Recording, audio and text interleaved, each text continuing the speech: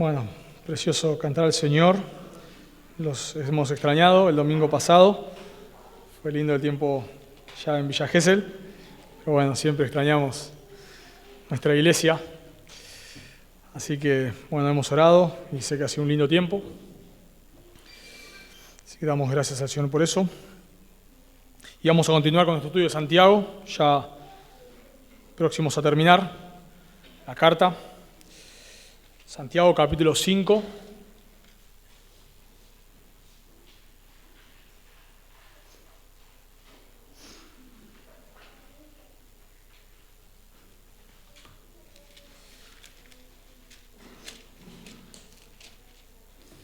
Santiago capítulo 5.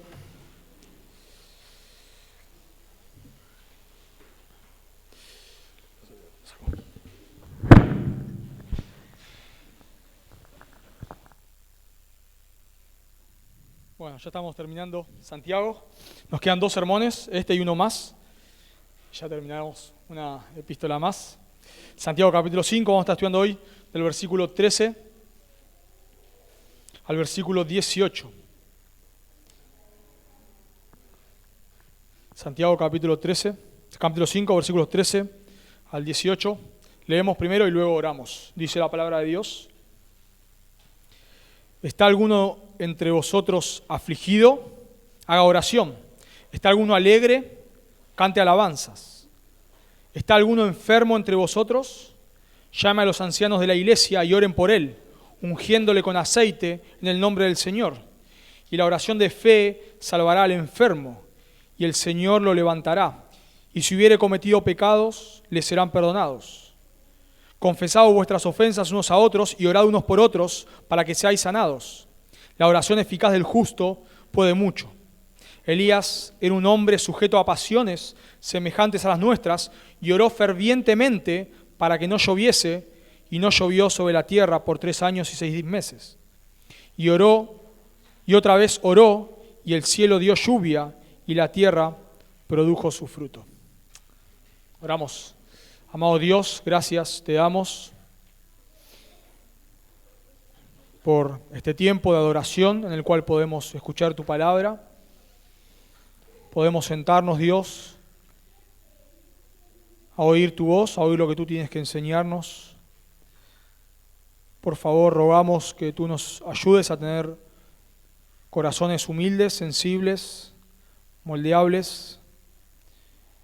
Que nuestros oídos, Señor, estén atentos a lo que tú quieres enseñarnos. Creemos claramente que tu palabra es viva, es eficaz. Creemos que tú la usas, Señor. Creemos, como siempre decimos, que tú edificas a tu iglesia y salvas a los perdidos por medio de la predicación de tu palabra. Entendemos que cuando tu palabra se expone con fidelidad, tú hablas.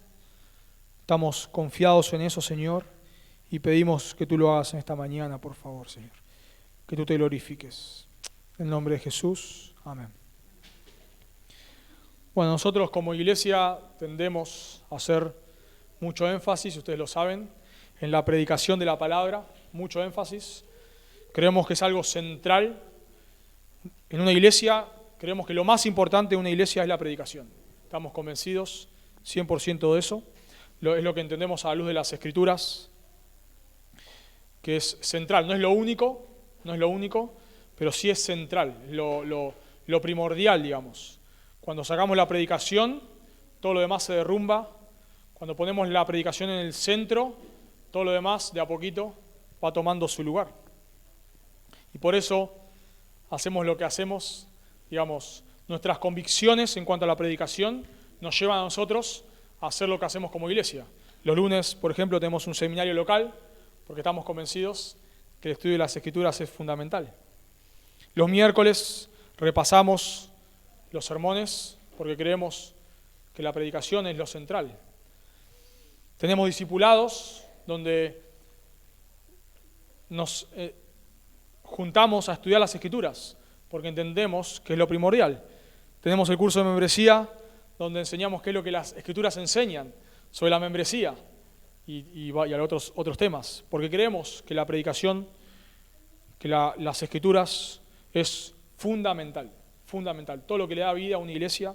Si nosotros pensamos aún en la creación. La Biblia dice que Dios dijo y fue hecho. Todo lo que Dios hace, lo hace por medio de ¿qué? De su palabra.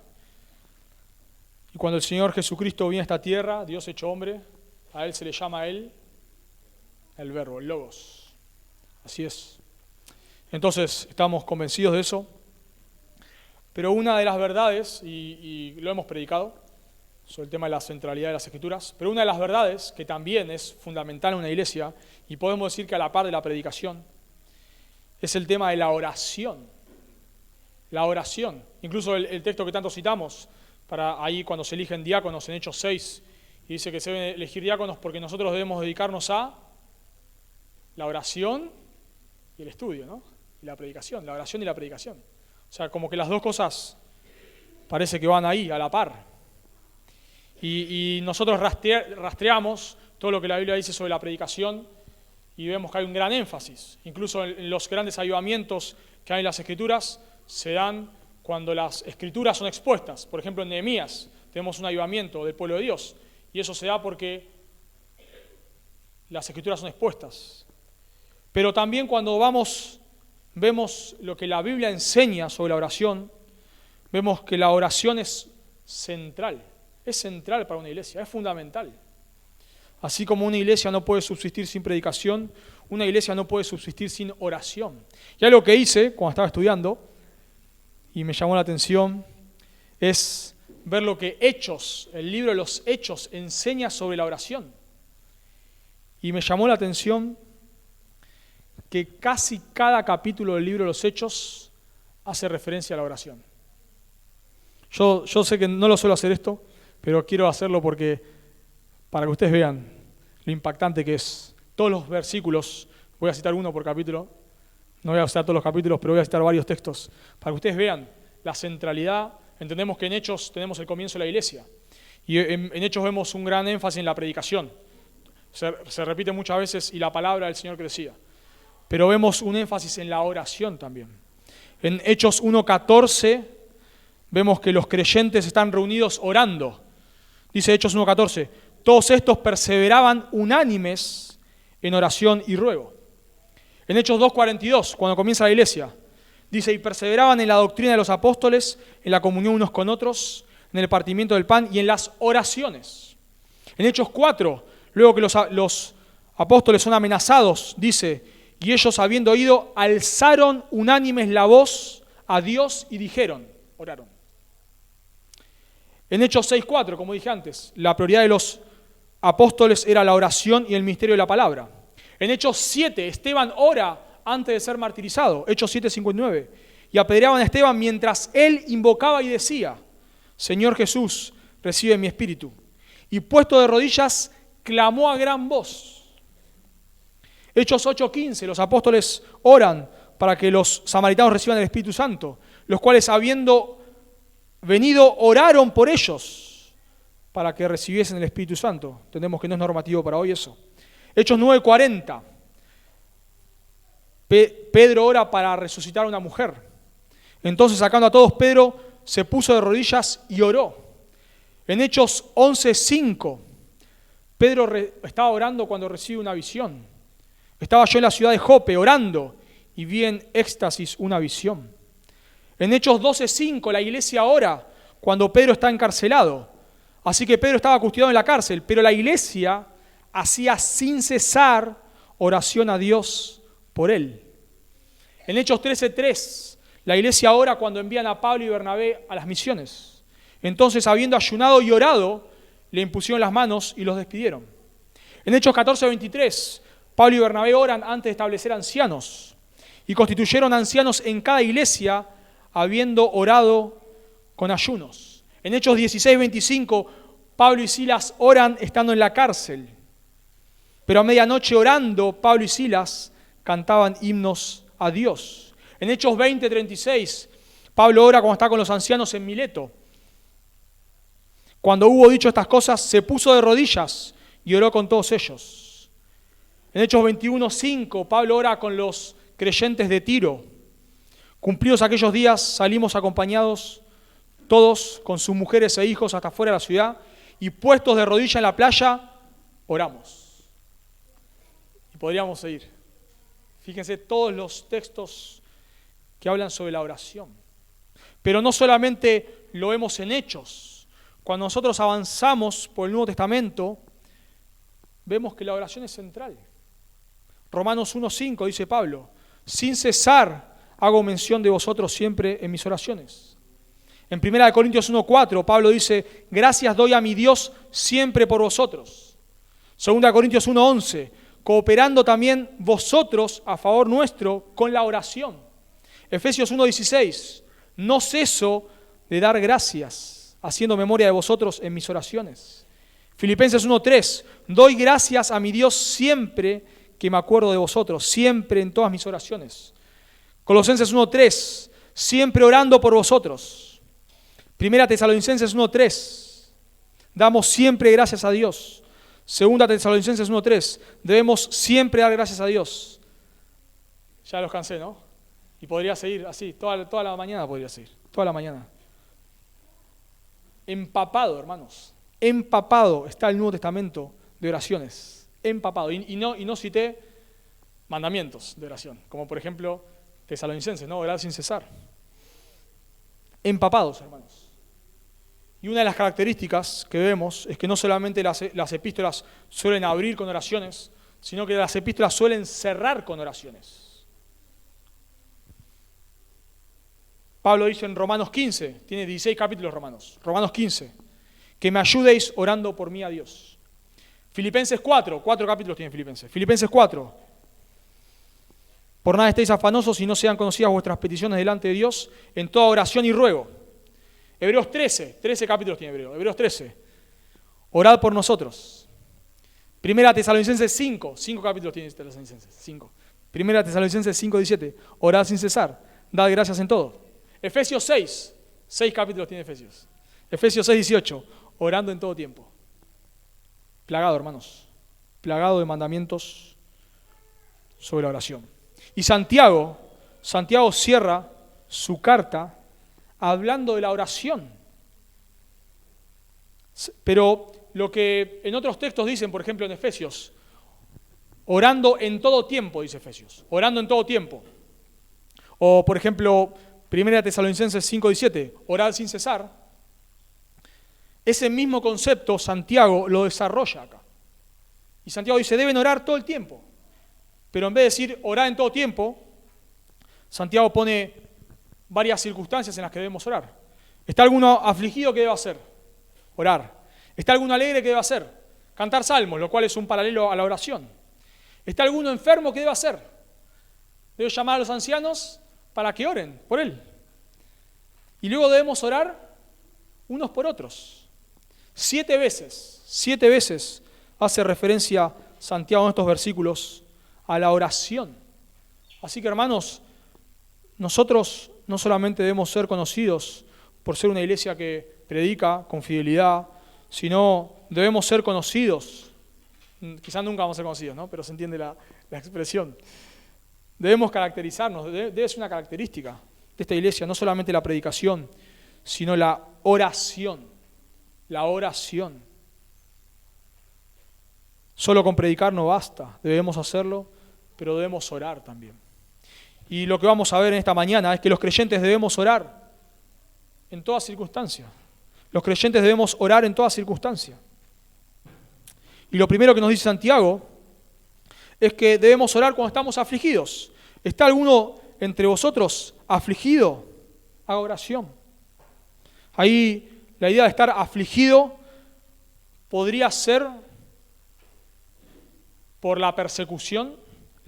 Casi la misma palabra se usa en el versículo 10, si notan más atrás. Dice, hermanos míos, tomad como ejemplo de aflicción y de paciencia a los profetas. De aflicción, ahí está la palabra. Tomad como ejemplo de aflicción y de paciencia a los profetas que hablaron en el nombre del Señor. La palabra aflicción, fuera de Santiago, se usa 3 veces en el Nuevo Testamento y se usa para hablar de la aflicción por causa de la predicación de la palabra o por causa de la fidelidad a Cristo. Por ejemplo, en 2 Timoteo 2:9 dice Pablo, en el cual sufro penalidades hasta prisiones a modo de malhechor, mas la palabra de Dios no está presa. O sea, estoy sufriendo como un malhechor por causa de ser fiel al Señor. En 2 Timoteo 4:5 dice Pablo, pero tú sé sobrio en todo, le dice a Timoteo, soporta las aflicciones, o sea, soporta las aflicciones causadas por la palabra, digamos.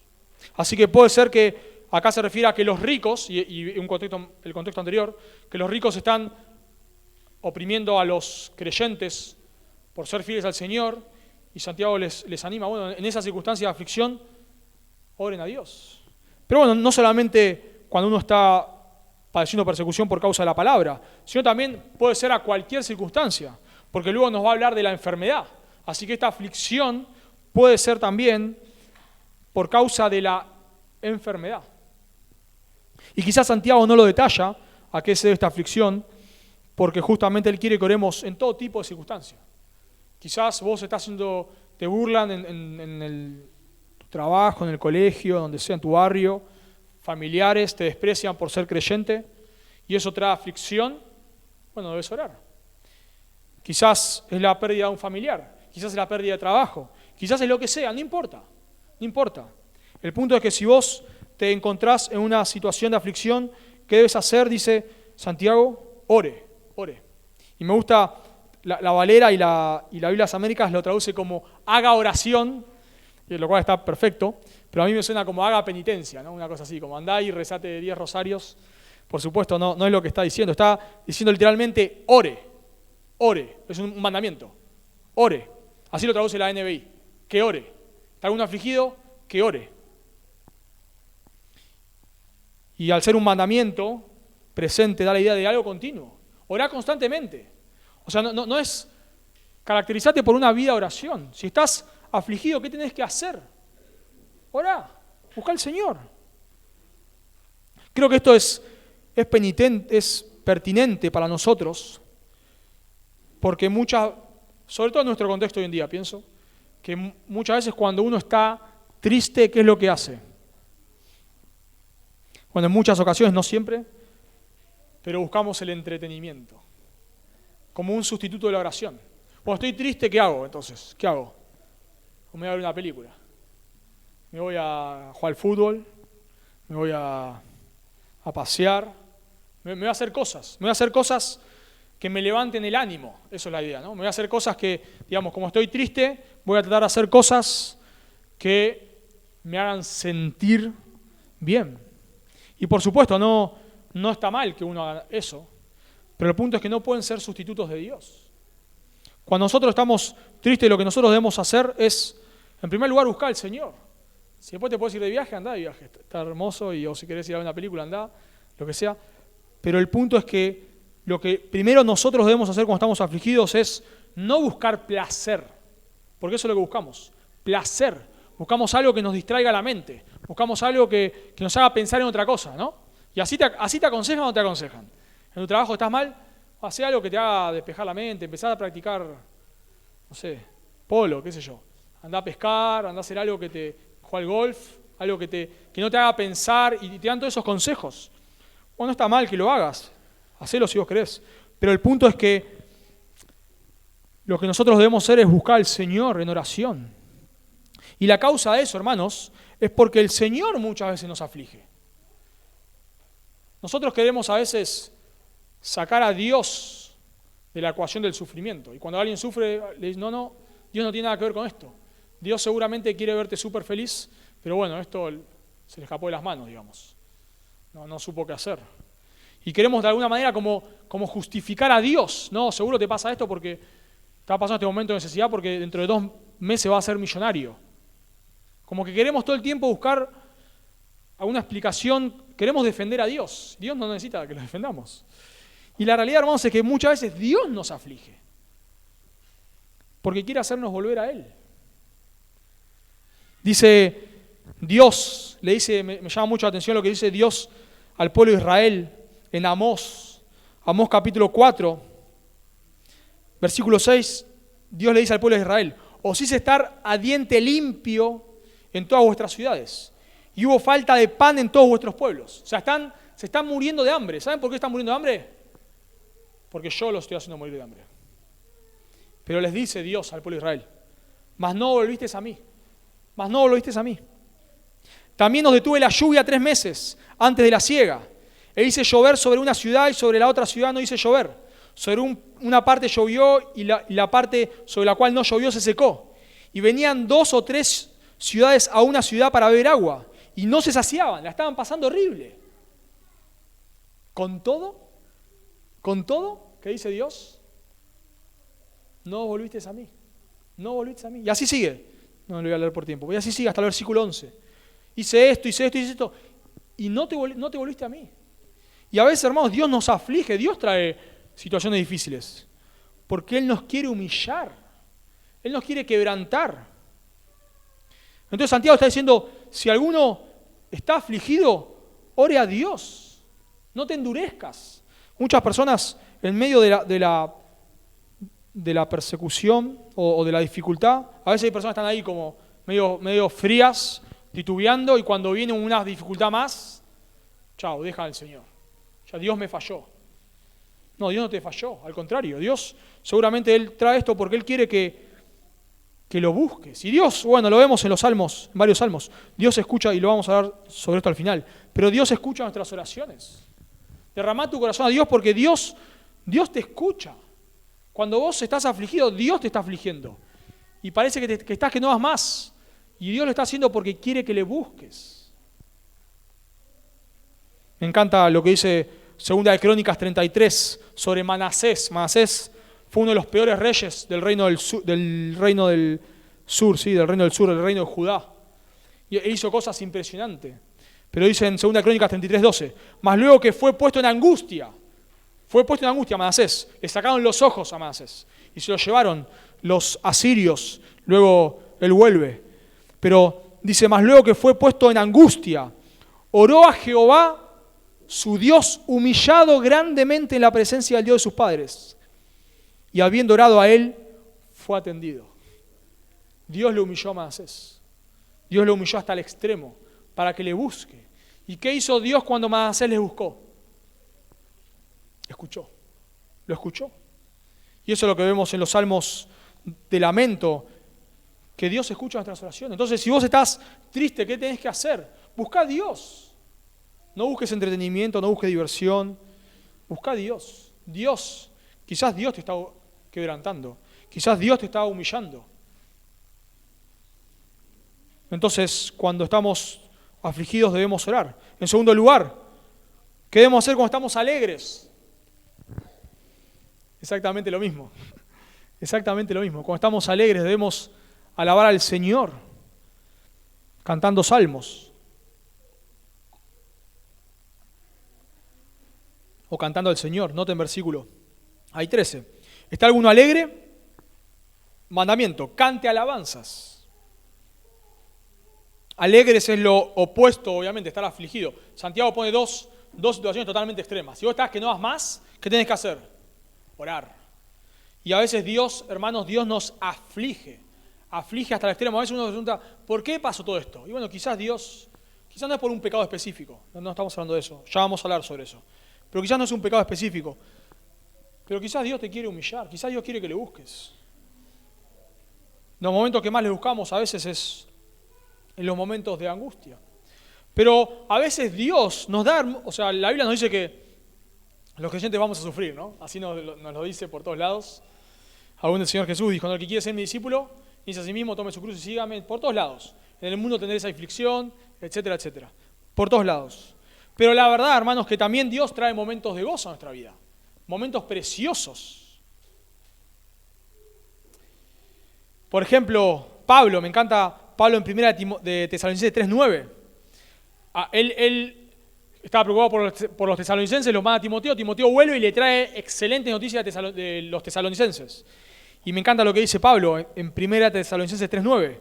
Por lo cual, ¿qué acción de gracias podemos dar a Dios por vosotros?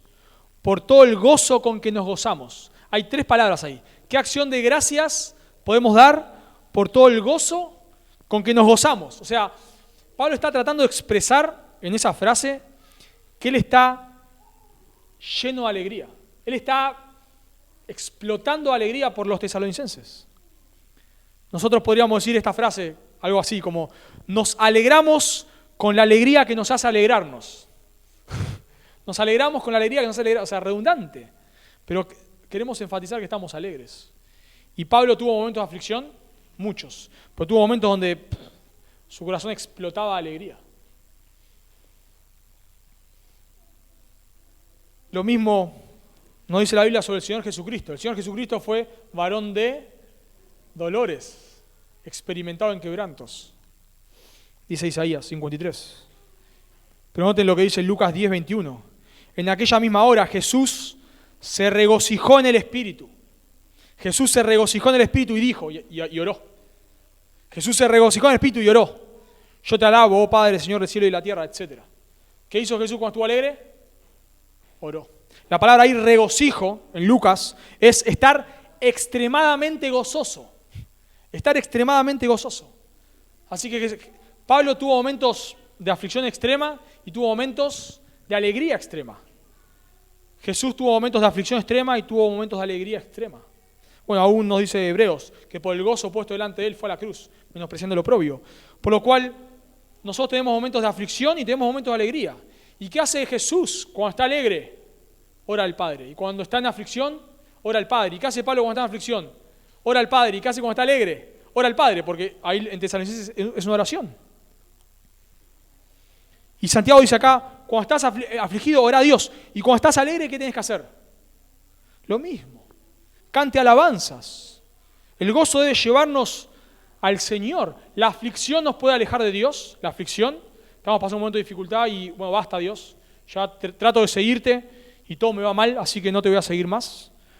Pero a veces la alegría, el gozo, los momentos de abundancia nos llevan a olvidarnos de Dios. Lo vemos en el pueblo de Israel. Recuerdan cuando Dios los va a entrar a la tierra prometida, le dice, tengan cuidado, porque cuando yo los entre a la tierra, ustedes van a sacar cosechas que no sembraron, van a habitar casas que no construyeron, van a pasar la bomba, pero tengan cuidado, porque ¿qué les puede pasar? Se pueden olvidar. ¿Y qué pasó? Se olvidaron. Así es, se olvidaron. Lo mismo en el tiempo de los jueces. Dios los aflige, ¿para qué cosa? Para que le busquen. Y cuando el juez los libera, ¿qué pasa? Se olvidan. Se olvidan. Nosotros podemos, cada uno de nosotros somos distintos. Alguno en la aflicción busca a Dios, alguno en la aflicción se aparta de Dios, alguno en la alegría busca a Dios, pero algunos en la alegría se apartan de Dios. Entonces, si estás alegre, ¿qué tenés que hacer?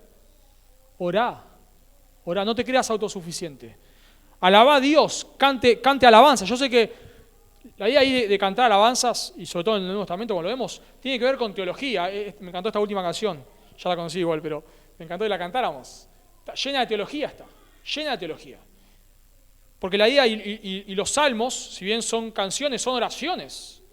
Por lo tanto, cuando Pablo dice, Santiago, perdón, acá dice, cante al Señor, alabe al Señor, cante alabanzas, el punto no es las alabanzas a veces que escuchamos por ahí, por la radio, ¿no?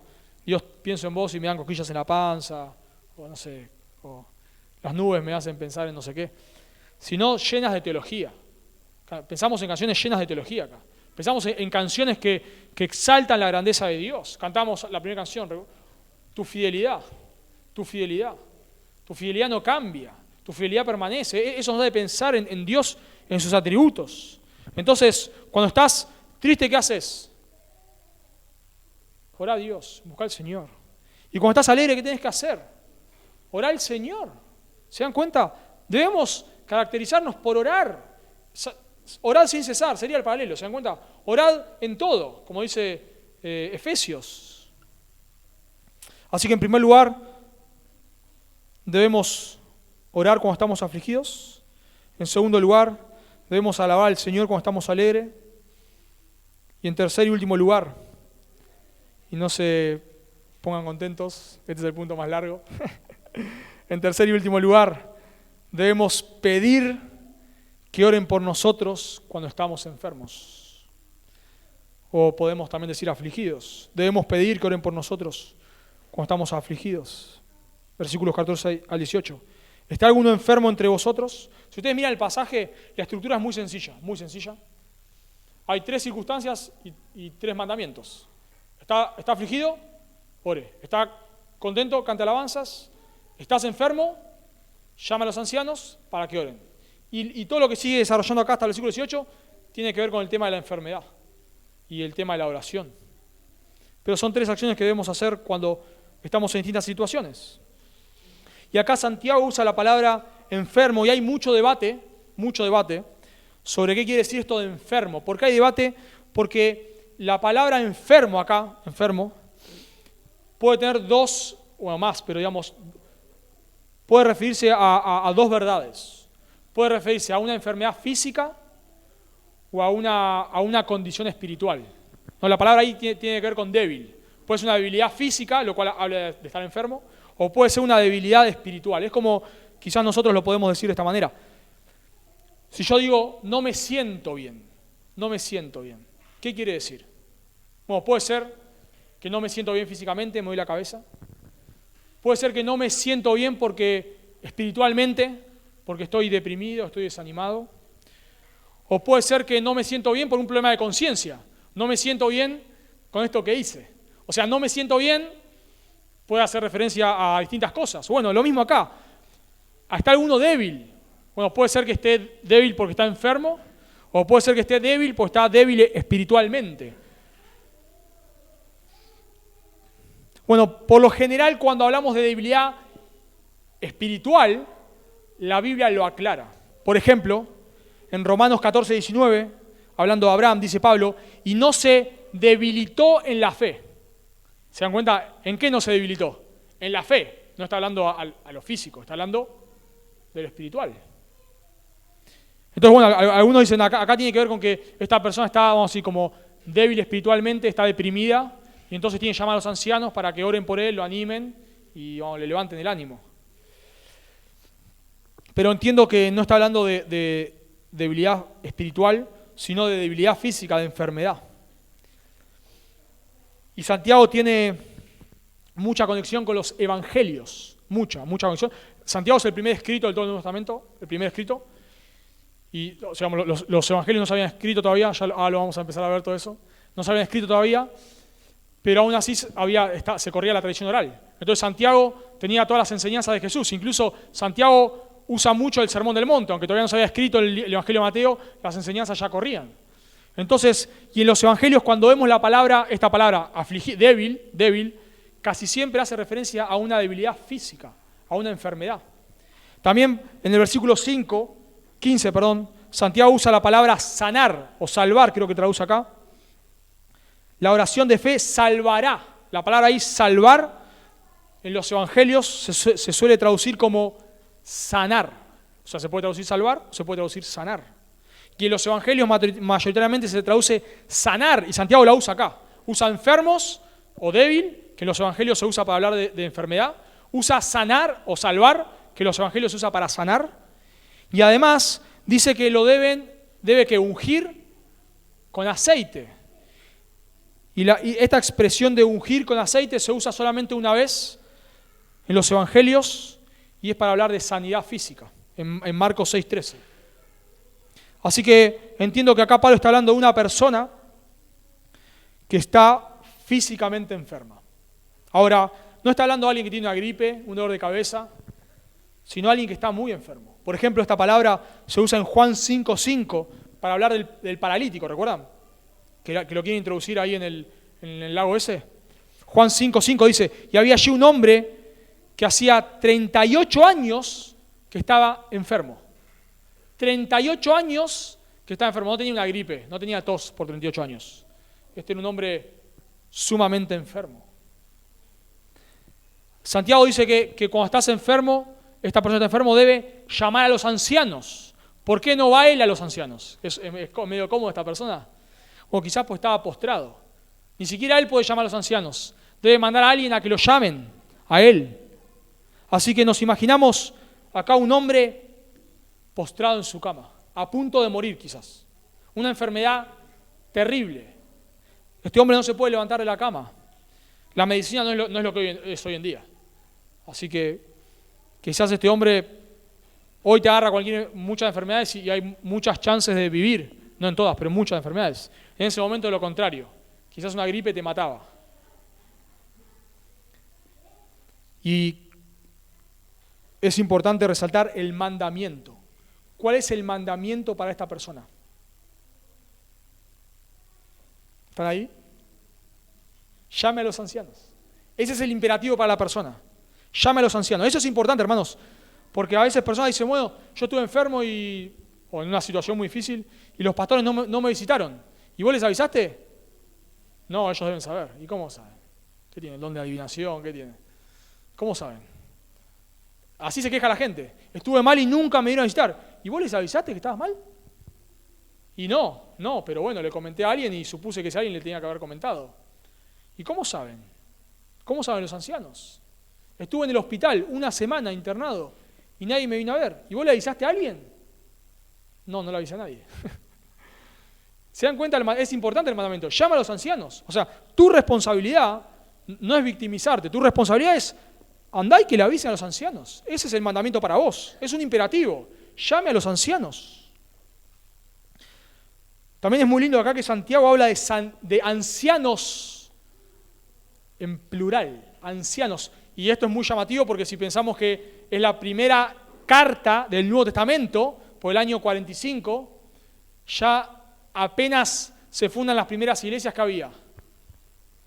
Pluralidad de pastores. Llama a los ancianos en plural.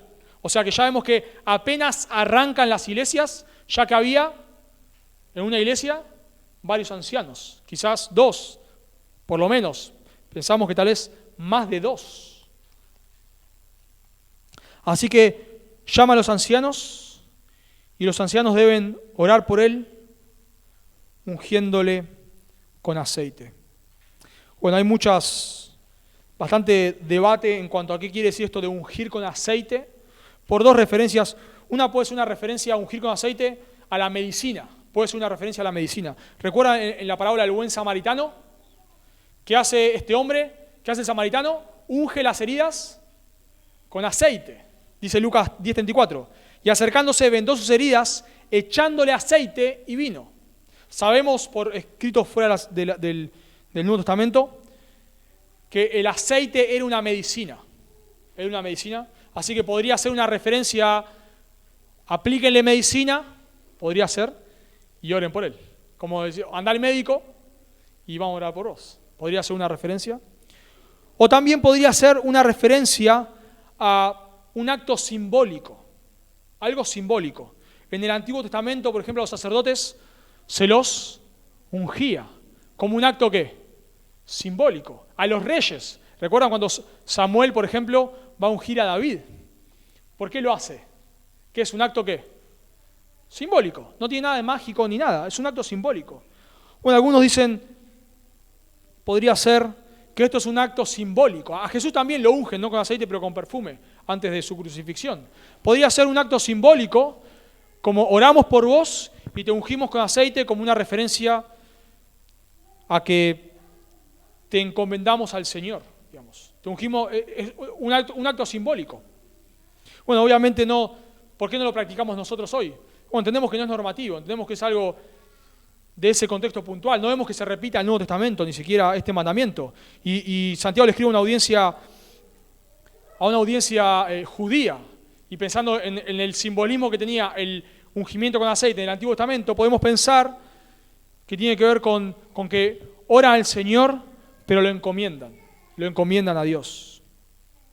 Y dice el versículo 15, y la oración de fe salvará al enfermo. Noten que no es salvará o sanará, podría ser traducido. No es el aceite lo que lo cura ni nada, sino que es la oración. La oración. Por supuesto, este texto no te dice, como muchos lo han usado, de este texto se han sacado muchas herejías, lamentablemente. Una de ellas es que no vayas al médico. Bueno, este texto no te está diciendo que no vayas al médico. Si estás enfermo, anda al médico, por favor. Sino el punto es acá, es que en última instancia la vida o la muerte está en manos del Señor. Ese es el punto. Debemos orar y confiar en que, bueno, en última instancia nuestra vida no está en manos de un médico, aunque debemos ir, sino está en manos del Señor. Lo mismo que cuando no tenemos trabajo, oremos por trabajo y busquemos trabajo. Bueno, esto es lo mismo. Pero Santiago dice algo que también se ha usado mucho en los que han venido de iglesias carismáticas, lo saben, para hablar de la oración de fe. La oración de fe. Y la oración de fe salvará al enfermo, ¿no? Entonces vos tenés que orar, si estás enfermo, vos tenés que orar. Y si no te curaste, ¿por qué es? Porque no tenés fe. Ahora es llamativo, hermanos, que ¿de quién es la fe acá? De los ancianos es la fe. Porque es la oración de fe. ¿Y quién está orando por el enfermo? Los ancianos. O sea, en realidad, si vas a estos famosos que te curan supuestamente y te dicen, no te curaste porque vos no tenés fe, le sacás a Santiago y le decís, no, vos no tenés fe. Mirá lo que dice acá, que la oración de fe, vos no tenés fe. Porque es la fe de los ancianos a la que hace referencia. Los ancianos están orando y es esa oración de fe hecha por los ancianos la que lo va a salvar o lo va a curar, a sanar.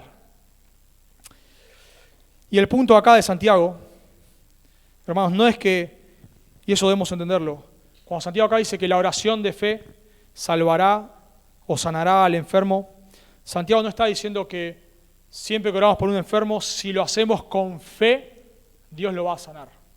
No es el punto de Santiago acá. Muchos creyentes han muerto a lo largo de la historia y eran creyentes piadosos, con fe. David Brainerd, por ejemplo, murió a los 29 años. Robert Murray McChain murió también muy joven. El punto no es que cuando Dios nos responde una oración a nosotros no tenemos fe. Jesús oró en el huerto de Getsemaní. Padre, si puedes, pasa de mí esta copa. ¿Pasó la copa? No, Jesús no tuvo fe. Sería blasfemia, ¿no? Pablo oró 3 veces para que Dios le quitara el aguijón. Dios se lo quitó. Pablo no tuvo fe. El punto de Santiago no es enfatizar que si nosotros oramos con fe, Dios se ve obligado a hacer lo que nosotros decimos. Ese no es el punto de Santiago. Eso es lo que se enseña en la teología de la prosperidad. Pero eso es erróneo, eso es totalmente erróneo. Santiago lo que quiere enfatizar, hermanos, es que nuestras oraciones son oídas por Dios y son respondidas. Eso es lo que quiere enfatizar Santiago. Nosotros vemos expresiones similares en los evangelios. Por ejemplo, leemos en Marcos 11:24. Dice el Señor Jesús en Marcos 11:24, presta atención, Por tanto os digo, noten lo que dice Jesús, Por tanto os digo, que todo lo que pidiereis orando, creed que lo recibiréis y os vendrá. Todo lo que pidéis orando, creed que lo recibiréis y os vendrá. Eso quiere decir que si yo pido algo con fe, Dios se ve obligado a dármelo. No. La Biblia dice que todo lo que es conforme a la voluntad de Dios, Él nos va a responder. Y nosotros tenemos que orar con fe, sabiendo que si es la voluntad de Dios, ¿qué va a pasar? Lo va a responder. Y así oró Jesús en Getsemaní. Padre, si puedes, pasa de mí esta copa, pero no sea mi voluntad, sino la tuya. Dice Juan 14:13. Y todo lo que pidieres al Padre en mi nombre, no tiene esa frase, en mi nombre lo haré, para que el Padre sea glorificado en el Hijo. Si algo pidieres en mi nombre, lo haré. Acá Juan nos deja ver algo más, que no es cualquier cosa, es lo que se pide en el nombre del Señor. Eso no es una frase, te reprendo en el nombre del Señor. Te lo pido como que pongo ahí al final el nombre del Señor y Dios dice, ahora lo tengo que hacer. No. En el nombre del Señor tiene que ver conforme a la voluntad de Dios. Y cuando Santiago acá dice que la fe salvará o sanará al enfermo, Santiago está enfatizando que Dios escucha nuestras oraciones, y lo que está enfatizando Santiago es que si es su voluntad, Dios lo va a sanar. Bueno, ¿por qué digo esto? Bueno, porque noten que Santiago dice que lo unjan, ¿de qué manera? En el nombre del Señor, lo cual es una referencia a que lo encomendamos al Señor. Santiago más adelante dice que oren unos por otros y que confiesen los pecados unos a otros y oren. ¿Y Dios qué va a hacer? Dios lo va a perdonar. Noten ahí en el versículo 16. Perdón, versículo 15. Dice, y la oración de fe salvará al enfermo, y el Señor lo levantará. Y si hubiere cometido pecados, ¿qué va a pasar? Le serán perdonados. Mi pregunta es, para que Dios perdone nuestros pecados, ¿qué tenemos que hacer nosotros? Arrepentirnos, ¿y qué más? Y confesarlos. ¿Dice Santiago acá que hay que arrepentirse y confesarlos? No, está implícito. Está implícito. Y cuando Santiago dice que la oración de fe salvará al enfermo, está implícito que obviamente es la oración conforme a su voluntad. ¿Y por qué está implícito también? Por lo que dice luego de Elías. Dice que Elías oró para que no lloviese, ¿y qué pasó? No llovió. ¿Por qué Elías oró para que no lloviese? Por el pacto abrámico. Por el pacto mosaico. ¿Qué decía el pacto mosaico? Que si el pueblo de Dios pecaba, Dios no iba a mandar lluvias, una de los juicios. Dios no iba a mandar lluvias. Entonces, el pueblo en el tiempo de Elías está en la apostasía extrema. ¿Y por qué ora Elías? Por la voluntad de Dios. Elías ora por la voluntad de Dios. ¿Por qué ora? Porque no llueva. ¿Y qué pasó? No llovió. ¿Por qué no llovió? Porque era la voluntad de Dios. ¿Dónde lo sabemos? En Deuteronomio 28:9 y otros textos. Entonces, lo que está implícito acá es que Santiago está diciendo, oren por él, oren confiando. Y si es la voluntad de Dios, Dios lo va a sanar. No está diciendo que Dios va a sanar cualquier cosa que pidamos con fe.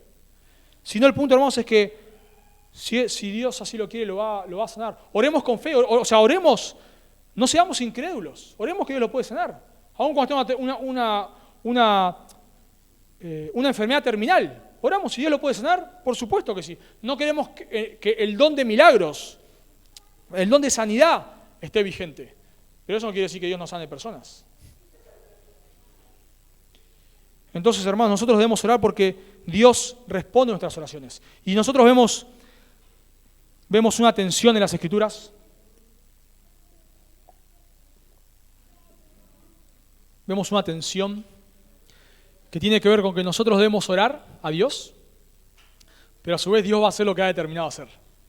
Luchamos con eso, hermanos. Nosotros oramos a Dios para que Dios obre, pero a su vez sabemos que Dios va a hacer lo que Él quiere hacer, porque así lo ha determinado. Dice Erickson en su teología sistemática, debemos señalar dos hechos, hablando de la oración, dos hechos.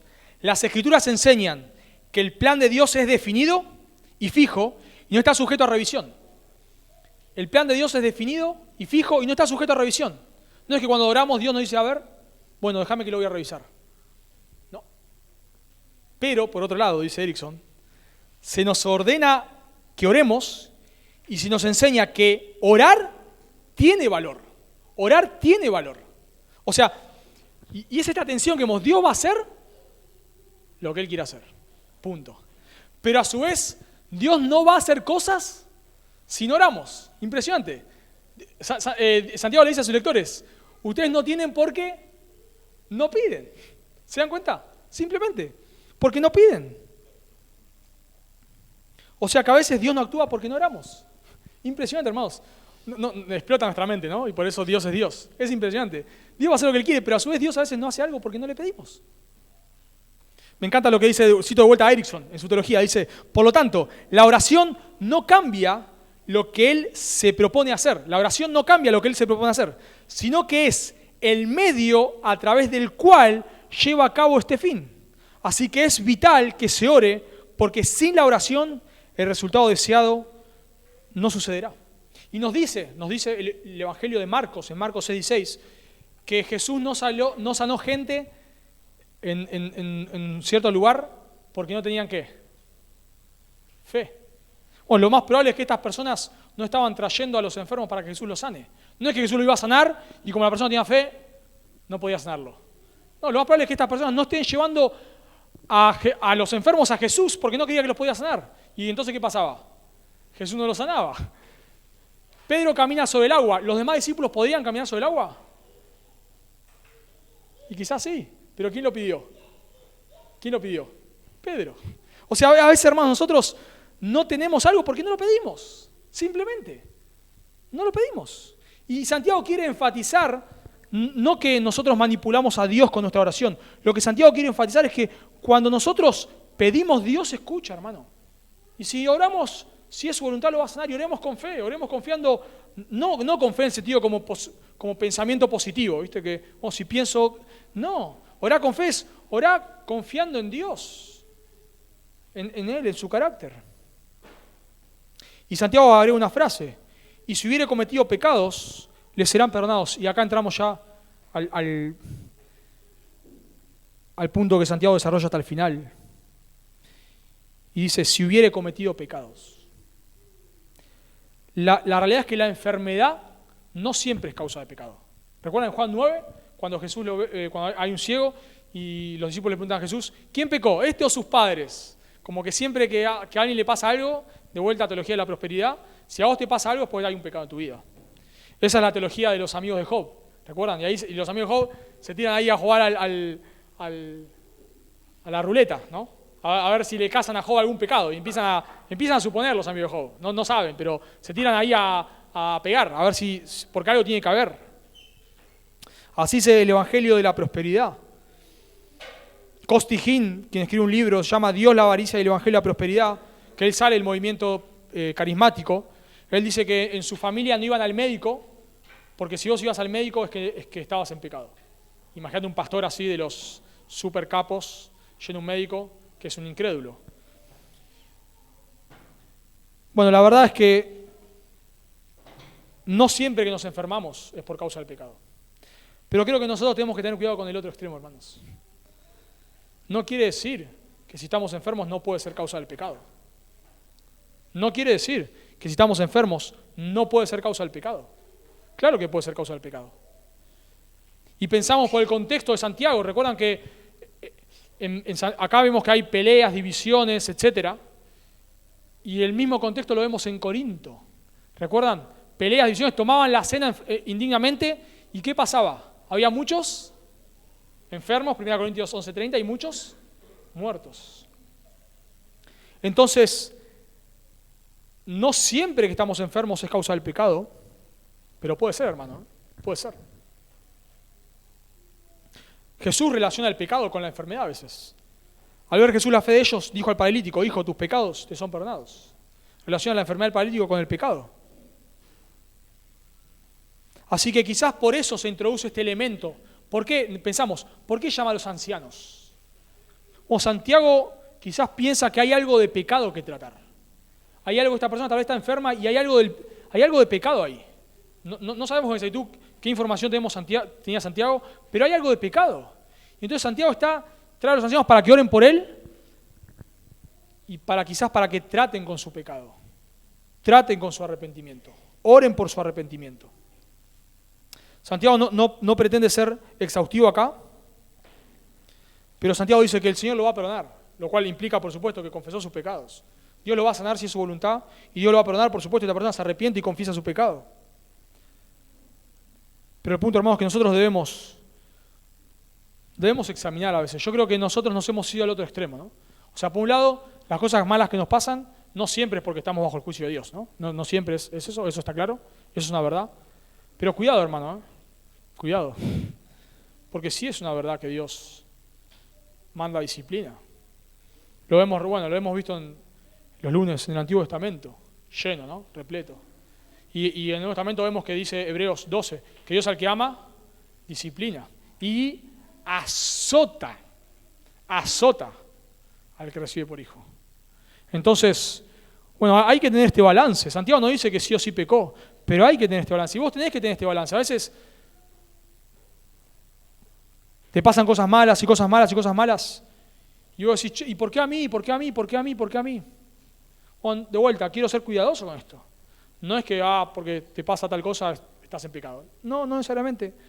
Pero cuidado, evalúalo. Examiná tu vida. No es que porque ahora no estamos en el Evangelio de la prosperidad, entonces ahora ninguna catástrofe, y pensando esto, ninguna enfermedad puede ser causa de pecado. No, sí puede ser. Sí puede ser. No lo podemos asegurar. Yo no lo puedo asegurar. Pero la persona debe examinarse. Y Santiago pasa ahora ya al final. Y ya no habla de los ancianos, sino este tema del pecado es como que lo toma y lo empieza a desarrollar. Y nota en versículo 16. Confesad vuestras ofensas unos a otros y orad unos por otros para que seáis sanados. La oración eficaz del justo puede mucho.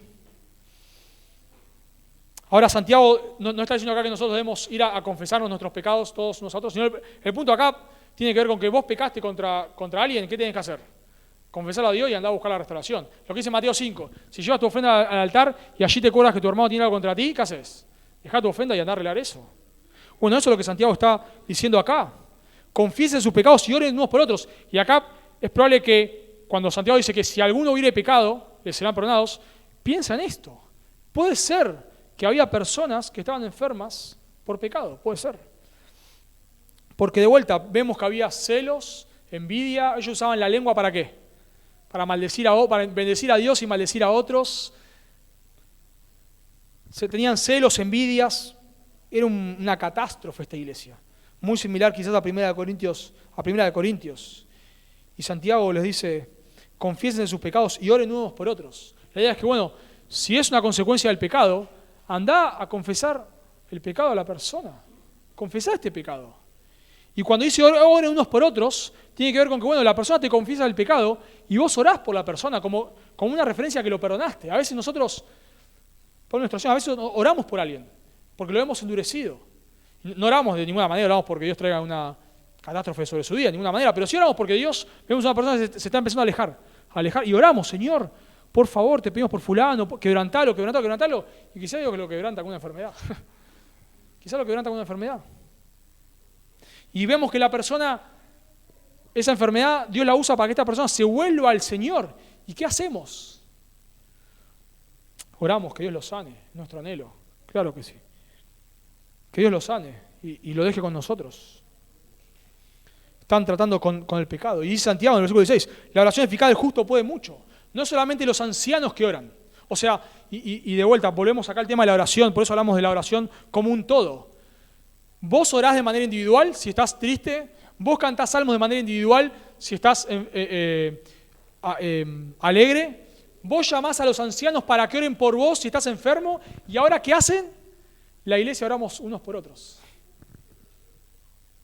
Y Santiago dice, la oración eficaz del justo puede mucho. Y acá Santiago dice esto porque no es que solamente... No es que solamente Dios escucha la oración de los pastores o de los ancianos. O sea, la persona dice, pastor, por favor, ore por mí. Como si el pastor, no sé, tuviese el teléfono rojo y si le dice algo a Dios, Dios lo va a responder de manera más eficaz. No, nosotros oramos en el nombre del pastor, oramos en el nombre del Señor. Y todo creyente ora en el nombre del Señor. Entonces, no es solamente la oración de los ancianos la que es atendida, sino es la oración del justo. Y claro, nosotros leemos justo acá y ¿qué nos imaginamos? Acá ninguno de nosotros califica, ¿no? Alguien allá arriba, piadoso, al extremo. Pero la palabra ahí de justo es justificado, un creyente. Justo en el Antiguo Testamento no tiene que ver con alguien que no peca.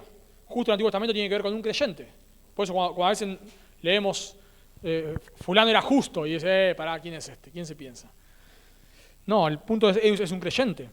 Cuando dice que la oración eficaz del justo puede mucho, es que la oración eficaz de los creyentes. ¿Por qué la oración eficaz de los creyentes puede mucho? Porque no oramos en base a nuestros méritos, oramos en base a los méritos de Cristo.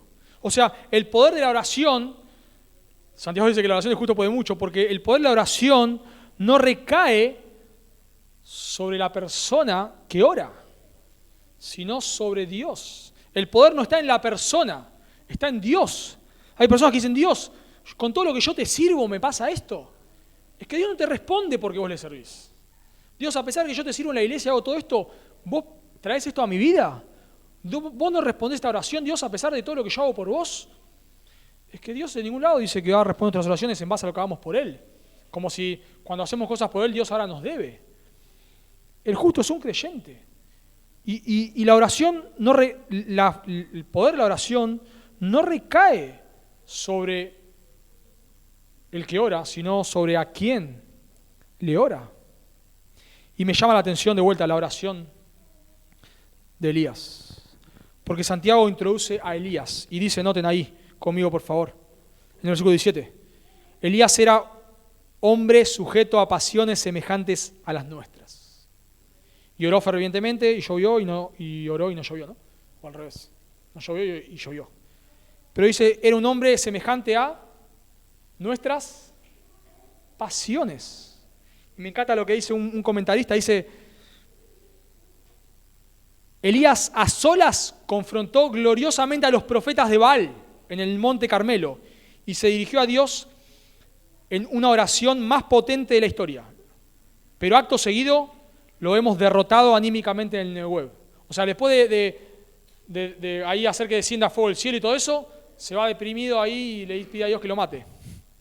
Estuvo resuelto y valiente ante el malvado rey Acab, pero se derrumbó ante las amenazas de la reina Jezabel. Sintió compasión por otros, en el caso de la vida de Sarepta, pero en el desierto lo vemos lleno de autocompasión. O sea, Elías no era un fenómeno, no era un fenómeno. Y la Biblia nos lo deja ver, no era un fenómeno. No es que Dios lo oyó a Elías porque podríamos pensar en Daniel, ¿no? Pero no, Elías no era Daniel. Pero Dios lo escucha, porque él oró conforme a su voluntad. Recuerda, ¿no? Lo que dije antes. Él oró para que no lloviese, Deuteronomio, porque el pueblo estaba sumergido en pecado y no llovió. Y oró para que lloviese y llovió. Pero ¿saben qué es para mí lo más llamativo de este texto? Que cuando leemos en Primera de Reyes sobre este caso, nunca se dice que Elías oró. Nunca se dice que Elías oró. Lo cual obviamente está implícito, Y me llama la atención porque el punto, hermanos, no está en la persona que ora, porque Elías no era un fenómeno, no está en las palabras que decimos, porque ni siquiera es la oración de cuando hace descender fuego del Monte Carmelo, no está ni en la persona ni en lo que decimos. No hay una fórmula mágica, no es que si yo uso palabras como gracias Señor por tu aceidad y gracias por, no sé, y todas palabras rebuscadas, ahora Dios va a decir, wow, mirá la teología que sabe este hombre o esta mujer, le voy a responder. No impresionamos a Dios, no impresionamos. Dios nos escucha solamente en base a sus méritos, Dios nos escucha si pedimos conforme a su voluntad. Así que, hermanos, nosotros debemos entender que no manipulamos a Dios con nuestras oraciones, pero debemos entender que somos una iglesia que debe orar. A veces la soberanía de Dios mata nuestro evangelismo, porque cuando creemos que Dios va a salvar a quien Él quiera salvar, como la Biblia lo enseña, personas dicen, bueno, no evangelicemos, si total Dios a quien Él quiere lo va a salvar. Bueno, eso no es correcto. Al contrario, porque Dios ya tiene personas que va a salvar y no tenemos ni idea quiénes son, vayamos y prediquemos a todos lados. Y Dios va a salvar a quien Él quiera salvar. Y lo mismo pasa con la oración, hermanos. La soberanía de Dios no debe matar nuestra oración, todo lo contrario, debe llevarnos a orar, sabiendo que Dios escucha y si es su voluntad, Dios nos va a responder y no sabemos si es su voluntad, no lo sabemos. Entonces oramos, o sea, hay cosas que sabemos por las Escrituras, pero otras cosas no sabemos. Yo no sé si la voluntad de Dios es que este hermano se sane o no se sane, pero puedo orar confiando en que Dios me escucha y confiando en que si Dios es su voluntad, lo va a hacer. Por lo tanto, debemos preguntarnos a la hora de leer este texto ¿qué lugar tiene la oración? ¿Qué lugar tiene la oración en tu vida? ¿Qué lugar tiene la oración en la iglesia para vos? Porque ambos conceptos son claves acá. La vida del creyente debe caracterizarse, o una iglesia sana debe caracterizarse por predicar la palabra, pero debe caracterizarse por orar, hermanos, por orar. Esto es un estímulo, hermanos, para examinar tu tiempo de oración. Porque de vuelta, lo que Santiago dice acá es orar en todo tiempo. Orá por vos en todo tiempo y orá por otros en todo tiempo. Y oremos unos por otros, entre nosotros. Y para cerrar, la falta de oración puede ser, no lo digo como algo sí o sí, pero la falta de oración puede ser la muestra de que no seas un creyente. Puede ser. Hay personas que no pueden orar porque no son creyentes. Obviamente uno crece en la oración, aprende y tiene que ver con la disciplina, por supuesto. Pero hay personas que es lo peor que pueden hacer. Orar es lo peor que pueden hacer. Y quizás es la evidencia de que no seas un creyente. Alguien dijo que la oración para el creyente es como el respirar para un ser humano. Si vos no respirás, no estás vivo. Es así, si no respirás, no estás vivo. Una persona dice, bueno, si vos no orás, no estás vivo, espiritualmente. Obviamente, no puede ser que fluctuemos, que no oremos, no puede ser, pero si Si nunca orás, nunca buscás al Señor en oración, la oración es lo peor, quizás es una evidencia que no seas un creyente. Y si ese es tu caso, vos estás acá, no sos un creyente, la Biblia te manda que te arrepientas y creas en Cristo, como tu único y suficiente Salvador. No en una iglesia, no en un pastor, no en una oración, no en nada de eso, sino en Cristo, en lo que Él hizo en la cruz, que Él murió en la cruz en lugar del pecador, recibiendo la ira que el pecador merece y resucitó al tercer día, demostrando que Él era inocente y no moría por sus pecados, sino por los de su pueblo. Y la Biblia te dice que si vos hoy mismo, ahora en este momento, te arrepentís de tus pecados, no importa la multitud de ellos, y confías en Cristo, solamente en Él, solamente en su muerte y resurrección en la cruz, creyendo que Él es poderoso para salvarte, la Biblia te promete vida eterna, pero también la Biblia dice que te promete que si vos le rechazás, lo que te espera es el juicio eterno, el infierno, donde la Biblia dice que al lado de ellos el fuego nunca se apaga, el gusano de ellos no muere y el fuego nunca se apaga. Así que si vos estás sin Cristo, lo que vos debes hacer en este momento es rogarle que te salve, correr a la cruz. Oramos. Amado Dios, damos gracias por tu palabra. Señor, es un texto difícil, complejo. Quizás varias cosas las cuales difíciles de entender. Pero te pedimos, Dios, si hay algo claro en este texto es que debemos orar, Dios. Debemos orar. Debemos ser una iglesia que se caracteriza por la oración individual y colectiva. Y te pedimos que así sea, Señor. Que tú nos ayudes al ver textos como estos y tantos otros. Nos ayudes a ser conscientes, Señor, que necesitamos orar. Necesitamos doblar nuestras rodillas. Necesitamos clamar a ti y que si muchas veces quizás no tenemos cosas o no vemos a veces quizás el avance de tu reino, no lo vemos porque no oramos simplemente. Porque no oramos. Ayúdanos, Dios, a que la oración sea central para cada uno de nosotros, por favor. Y también te rogamos por aquellos que están acá y no te conocen, Dios. Oramos confiando en que tú respondes nuestras oraciones. Y te pedimos que lo salves, Señor, que lo atraigas hacia ti, Señor. Por favor, que hoy pueda haber gozo en los cielos porque un pecador se arrepiente. Te lo pedimos, Señor, en el nombre de Jesús. Amén.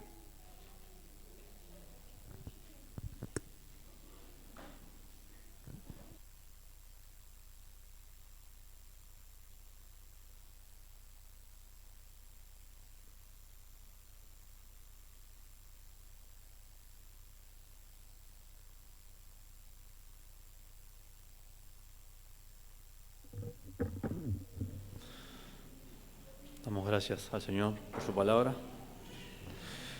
Antes de seguir con las canciones, hermanos, vamos